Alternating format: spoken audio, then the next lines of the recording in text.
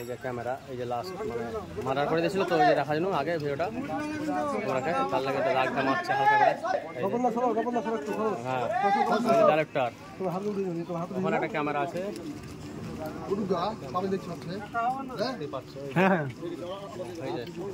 রাগ মেরে দিল মানে মারা গেছে পুলিশ অফিসার বুঝতে পারছো।